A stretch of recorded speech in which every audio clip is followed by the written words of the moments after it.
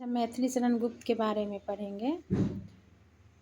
1886 में झांसी में करीब चीर गांव में जन्मे मैथिली शरण गुप्त अपने जीवन काल में ही राष्ट्र कवि के रूप में विख्यात हुए। इनकी शिक्षा दीक्षा घर पर ही हुई। संस्कृत, बंगला, मराठी और अंग्रेजी पर इनका समान अधिकार था। गुप्त जी राम भक्त कवि थे। राम का कीर्तिगान इनकी चिर संचित अभिलाषा रही। इन्होंने भारतीय जीवन को समग्रता में समझने और प्रस्तुत करने का भी प्रयास किया। गुप्त जी की कविता की भाषा विशुद्ध खड़ी बोली है।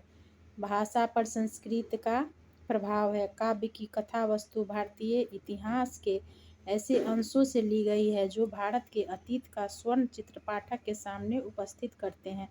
गुप्त जी की प्रमुख कृतियां हैं साकेत, यशोधरा, जयद्रथ वध। गुप्त जी के पिता सेठ रामचरण दास भी कवि थे और इनके छोटे भाई सियाराम गुप्त भी कवि हुए।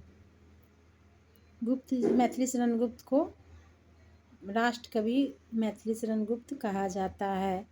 ये एक अच्छे कवि थे और इनकी कविता बहुत प्रसिद्ध हुई। इनकी कविता की कुछ लाइनें हैं। मनुष्यता, इसकी ये है, विचार लो कि मरते हो ना, मृत्यु से डरो कभी, मरो परंतु मरो की याद जो करे सभी।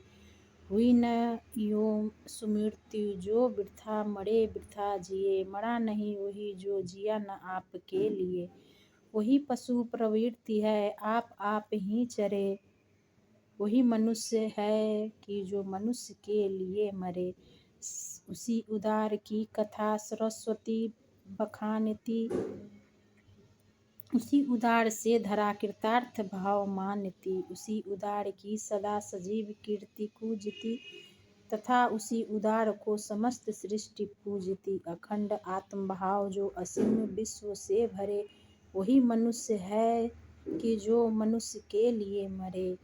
क्षुद्रात रति देव ने दिया कारस्थ थाल भी, तदा दधी चीने किया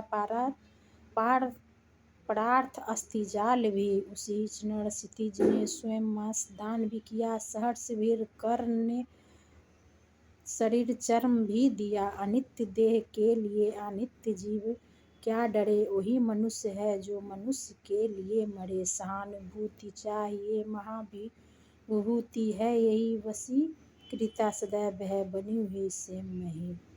विचार लो मर्त की मृत्यु से